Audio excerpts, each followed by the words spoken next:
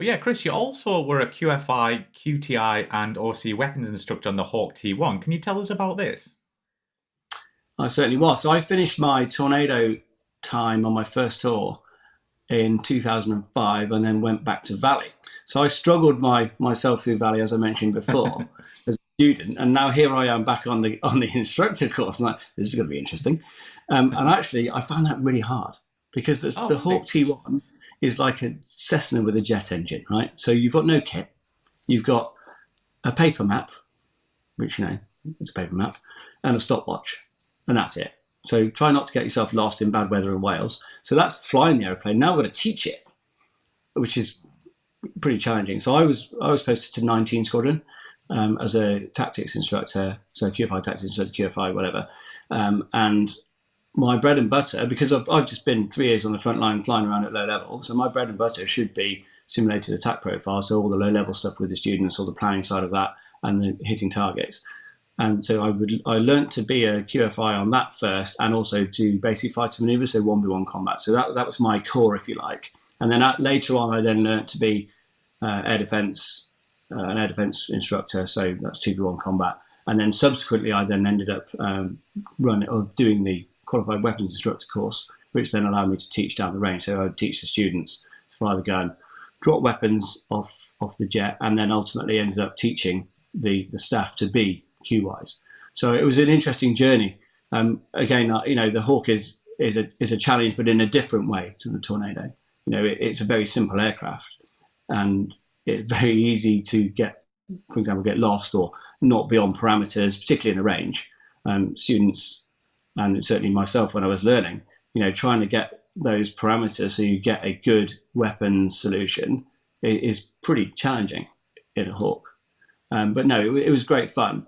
And as much as the jet was very different to the front line, I mean, I had a fantastic time on the front line. I absolutely loved operating the Tornado.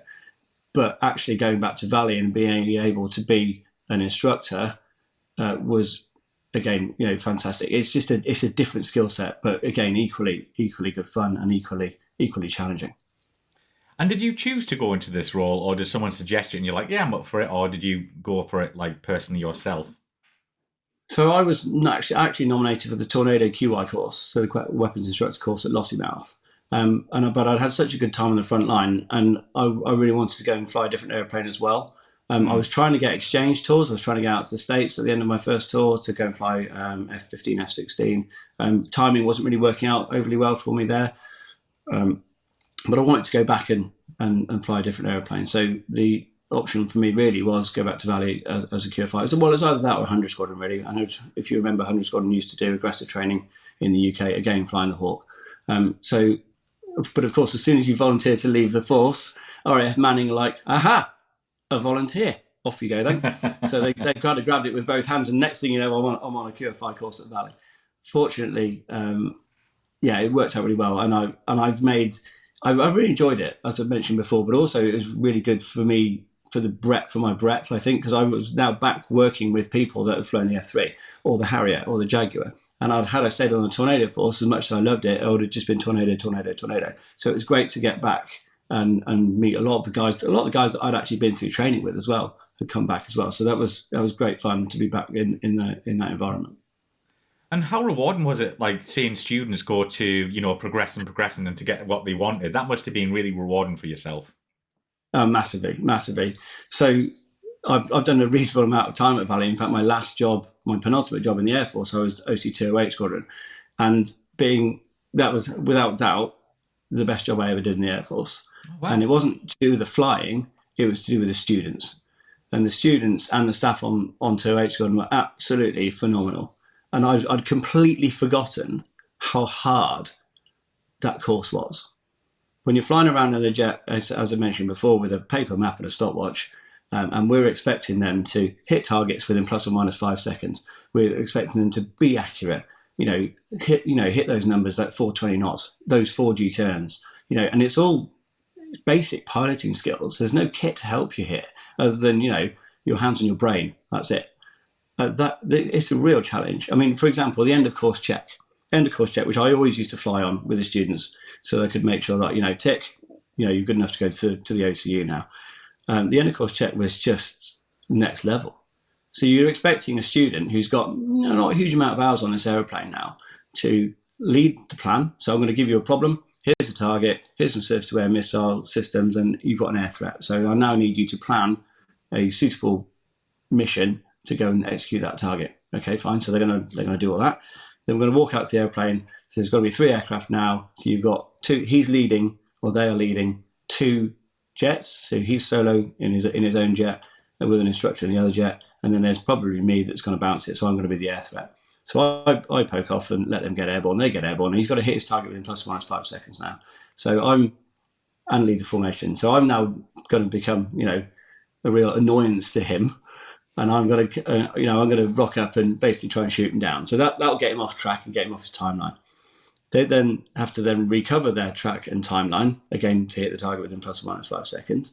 So once they've done that, and not get shot down again by me, they then push themselves up to top of Block 1, so about 19,000 feet, and they're now going to defend RAF Valley. So they've done their low-level bit. They're now going to do their air defence bit. So they're going to go on cap. And again, I'm now going to try and shoot them down. So I'm going to come towards them, and they then need to then enter 2v1 air combat.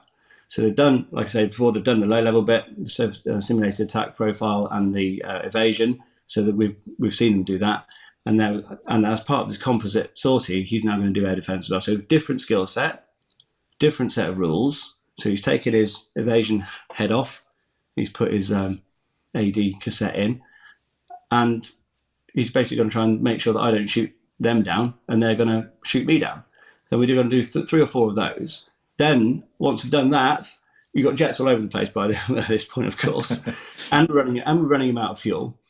He's now going to go, right, okay, terminate, head whatever, formation X, go, drop back down through the cloud, recover back to Valley, right, land, and every single student got out of the cockpit with a massive grin on their face, dripping with sweat.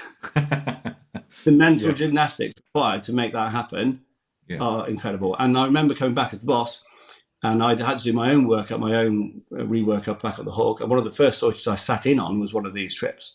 And I hadn't flown for a while at that point, because I'd been on a Tornado and I'd done a ground tour. So it must have been a couple of years, must have been about 5 or 6, 7 years since I'd flown the Hawk. And I was just blown away by how good these guys were. They're really, really good. Brilliant stuff. So overall, did you enjoy your time at Valley? Absolutely. And like I say, being OC 208 was definitely the highlight of that. And it was all about, and it always is, it's all about the people. I had some fantastic QFIs working with me, some fantastic ops staff. The engineers were phenomenal. The work rate of the staff and engineers and the support team was excellent. Added to which, the effort that the students put in, the tenacity that they showed when they were under pressure to deliver stuff that they'd never done before. I mean, the AD phase, the Hawk QWI AD phase, we used to lose loads of people at that, but they were working really hard. So, yeah, absolutely fantastic time. Brilliant stuff. Well, to wrap up this interview, we got a couple of personal questions, if you're happy with that, Chris. Sure, go for it. So, what are you currently up to? So, I left the RAF back in 2017. I've done various bits and bobs since then, but I now run my own company. So I'm running Astral Aviation Consulting.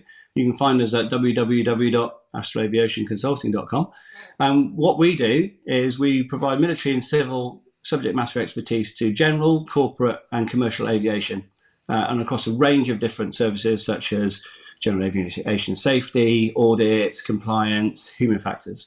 We're particularly involved in supporting startups, getting them going, aviation startups, and also transitioning those startups, so certain different startups, from a kind of startup way of doing business into BAU, and make them into more established aviation companies. I've got a team of about 10 people at the moment, and I really enjoy it. Brilliant stuff. And we'll link all them links in the description below. But on a more personal side, do you have any hobbies, Chris?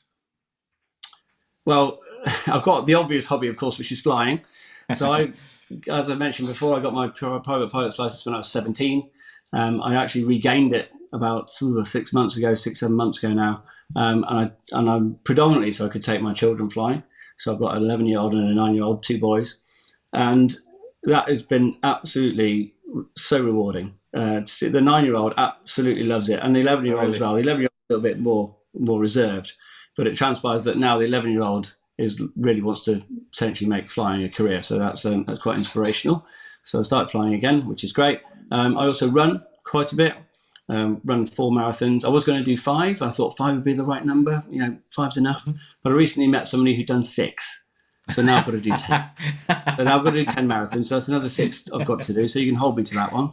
Yeah. And the other thing I try and do as much as possible, which is not quite so easy in the UK, is surfing. So I've been surfing on and off for years, badly. And this year I was like, right, I'm going to hammer the surfing. And weirdly, I find it a little bit like flying because you have to focus. And it's got technique involved. You have to focus, and you can't switch off. So I do like that because it kind of almost makes me focus on that one thing for a certain amount of time. And when you do achieve those small gains, it's really rewarding. So yeah, that's my 3 things really. Brilliant stuff. Favorite aircraft you've flown? You can't ask me that. That's like asking me to decide between my children, which is the favorite child. I'm going to have to pin you down to one. The favourite aircraft. So I love the Tornado. I mean, I've got 1,700 hours flying the Tornado.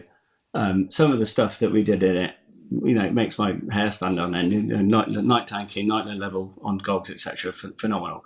Really, really good. But in terms of the airframe, the aircraft itself, I have to say the Hawk. 1,200 hours flying the Hawk. I was fortunate enough to be involved with the Red Arrows in my last job, and it's just such a great airplane. Yeah, so simple. You put the throttle in the top left-hand corner and pull the wings off all day long. Do that 3 times a day. Doing BFM, it's just it'll look after you, and it's such a nice airplane. Absolutely. So yeah, totally the Hawk. Agree. The Hawk, right there you go, guys. One you would like to fly, either past or present? So I've always had a bit of a soft spot for an F-16. I was desperate to get an exchange tour on F-16 when I was, back into my first tour and subsequent tours, but it never happened. I know friends of mine that have flown it, but for some reason I just love it. I just love an F-16. So if I could fly anything, so anyone that's got an F-16 out there that wants to offer me a go in an F-16, I'll happily take you up on it. There you go. Brilliant stuff. But yeah, Chris, can we find you online personally? I know you mentioned your company there, but are you on Instagram, Facebook, anything like that? Yeah, so you can find me on Instagram. The company's on Instagram as well, so look for Astral Aviation Consulting. You'll find us on Instagram. Personally, though, find me as a ex-OC 208 Squadron. It's not that difficult. CK_208_. There we go. Brilliant stuff. Everything will be linked in the description, guys. But Chris, thanks very much for coming on the show and sharing a bit of your story. It was brilliant talking to you. Thank you. Cheers.